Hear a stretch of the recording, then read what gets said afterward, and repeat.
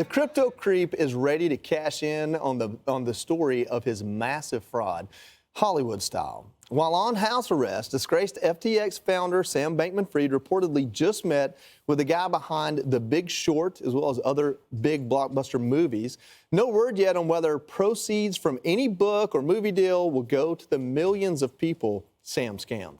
The liberal media is also trying to rehab Sam's image already. The New York Times still doing puff pieces, lamenting that his arrest is going to, get this, hurt the Bahamas. Quote, in the U.S., Sam Bankman-Fried is persona non grata. But in interviews across the Bahamas, residents say that his crimes were hardly comparable to the gang violence of the island and express fears of economic fallout if crypto investors don't return. Tyrus, what do you make of this? I'm not making any of it. I would wad that up and throw it in the trash can. Like, this dude is going to go to jail. But here's the deal. He has that golden carrot. People don't believe he doesn't really not have money. And so when people in his position, even the smartest of people will dumb down just to get a piece of that. So many people are connected. He gave free money to just about anybody, anyone, anywhere. So he's going to have a lot of allies. Especially they also want to know what he's going to say. So of course he's going to make a move. He's going to meet. But this guy just needs to shut up. If his lawyer had any sense, he'd be like, stop doing movie deals. Every time, the good news is for everyone he hurt, every time he talks, he digs a deeper hole. So, of course, they're going to miss him. The residents of the Bahamas are going to miss him because he spent a lot of money there. He brought a lot of money in. Their economy is based off tourism. And when you have people who spend frivolously like that, that's a good thing for them. So, yeah, everyone who's not affected by him, whose bank accounts aren't empty, are going to be empathetic because he could possibly help them. Katie, he brings up a good point. This puff piece it's outlandish. Yep. But one of the things they say is because he spent money on charities in the Bahamas, somehow that I guess, rights the ship for defrauding people out of their life savings? Well, just like because he was donating millions of dollars to Democrats, right? And that they were an ESG-friendly company and blah, blah, blah. Therefore, they were getting a free pass on all the fraud that they were conducting. But there's a lot here that the mainstream media could investigate. There's a treasure trove of information that investigative reporters could dive into, and yet it's not on the front page of every single newspaper in this country. A lot of this doesn't make sense. It doesn't add up in terms of the money. Sam Bankman-Fried is staying at home in his parents' multi-million-dollar home. There are allegations that they were in on this. They are deeply embedded with the Democratic Party and academia. We saw that he had bail of $250 million after saying he only had $100,000 in his bank account. We know that he was flying private and in the lounge at the airport when he was supposed to be, not in prison and let out of jail and extradited to the United States.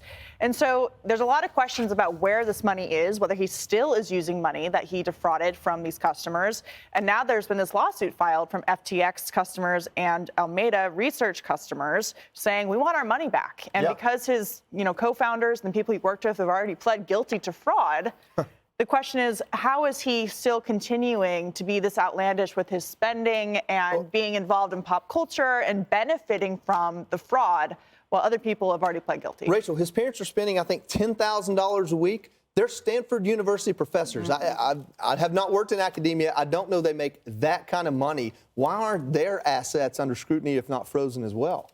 So first of all, regarding the puff piece, if you steal billions of dollars from average Americans, you are not a celebrity, you are a criminal. And yet this guy is being treated like a celebrity. And I believe something is going on here. He knows that he's not in trouble. The way he's acting, he knows he's not in trouble. He knows that he's being protected by some very powerful people. And so the question then becomes, why? What's going on here? I have a theory. I've had a lot of what do they call it when you tinfoil hat theories that have all come true after COVID.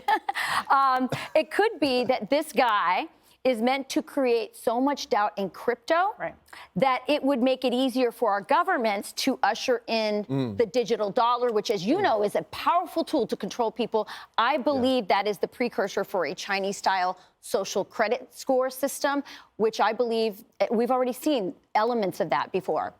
Richard, I don't know where you are on Sam Bankman-Fried. You think I'm crazy? No, I don't. I don't know anything about crypto, so I don't mess with it. Okay. That's a good I'll put my money in glass jars. Save some money then. No, I heard. So, well, fair enough. I put my money in land, right? Richard, I don't know where you are on Sam Bankman-Fried, but what is the incentive for this, affront of defense that he's getting from media? So, look, I think Sam Bankman-Fried should be behind bars. I don't think he should be under house arrest. I think he committed major fraud. And to be honest, I think the government failed on getting him sooner. I think this is a lack of oversight, a lack of greater transparency, and a lack of actual consumer protection.